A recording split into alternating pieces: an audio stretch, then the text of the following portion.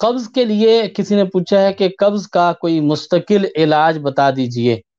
قبض کا مستقل علاج جو ہے وہ در حقیقت آپ کا کھانا کھانے کے انداز کو تبدیل کرنا ہے۔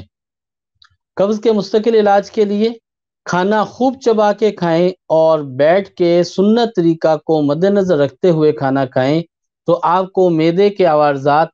نہیں ہوں گے، آپ کو قبض کی شکایت نہیں آئے گی، اور آپ بہت سارے ایسے دیگر مسائل کو بڑا اچھا ہینڈل کر سکیں گے۔ قبض کے لیے سورہ رعد ایک مرتبہ تلاوت کی جائے، دم کر کے پانی پی لیا جائے، تو اس سے قبض رفع ہو جاتی ہے۔ اس کے علاوہ صبح خالی پیٹ ایک گلاس گرم پانی پئیں، اس سے بھی قبض کا عارضہ ٹھیک ہو جاتا ہے، اور قبض کا عارضہ جیسے ہی ٹھیک ہوگا تو اس سے آپ کی قبض کے ساتھ باقی جتنی دیگر تکالیف ہیں وہ بھی کنٹرول ہو جاتی ہیں۔ قبض کو توڑنے کے لیے فوری طور پر امیڈیٹ ریپڈ ایکشن جو آپ کو مل سکتا ہے، آپ کو قبض کا سامنا ہے اور آپ کئی دنوں سے اسٹول پاس نہیں کر پائے اور اس کی وجہ سے بہت پینک کنڈیشن میں ہیں، تو اس کے لیے 3 انجیر 1 کپ دودھ میں ابال لیں، اور روزانہ رات کو یہ 3 انجیر ابال کے انجیر کھا لیں اور دودھ کا 1 کپ پی لیں۔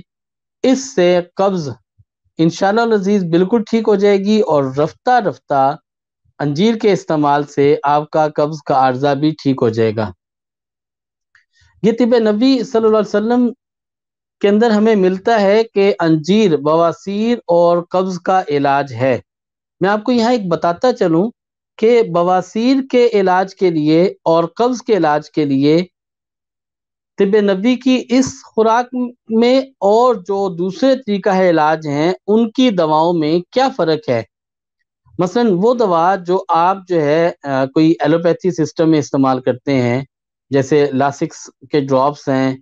اور اسی طرح سے مختلف قسم کے عنوانات سے آپ کو دوائیاں ملتی ہیں، جلاب آور دوائیاں ہیں، ان دواؤں کی نسبت اور اس دوا میں کیا ڈفرینس ہے۔ دیکھیں، جو دوائیں قبض توڑنے کے لیے استعمال کی جاتی ہیں وہ آنتوں کے اندر پریشر بلڈ کرتی ہیں، آنتوں کو ڈائلیٹ کرتی ہیں، اور پھر آنتوں میں پریشر بلڈ کر کے موشن جو ہے وہ جلاب کی صورت میں آتا ہے اور قبض ٹوٹ جاتی ہے۔ اس کے مقابلہ میں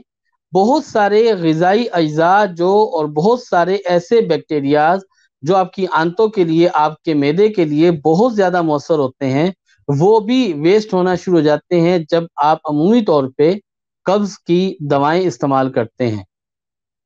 لیکن جب آپ قبض توڑنے کے لیے طب نبوی صلی اللہ علیہ وسلم کا سہارا لیتے ہیں، اس کو اختیار کرتے ہیں، تو پتہ یہ چلتا ہے کہ انجیر کا استعمال آنتوں کے اندر ہیلدی بیکٹیریاز کو ڈیولپ بھی کرتا ہے، یہ قبض کو رفع بھی کرتا ہے، اور اس کے استعمال سے اس طرح سے جلاب نہیں آتا جو کہ آپ کے بہت سارے غذائی اجزاء ضائع ہونے لگیں، آپ کے نمکیات ضائع ہونے لگیں، اور آپ دیگر کمزوریوں میں مبتلا ہوں۔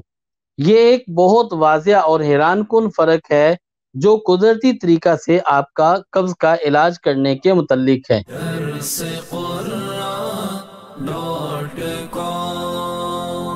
www.darsequran.com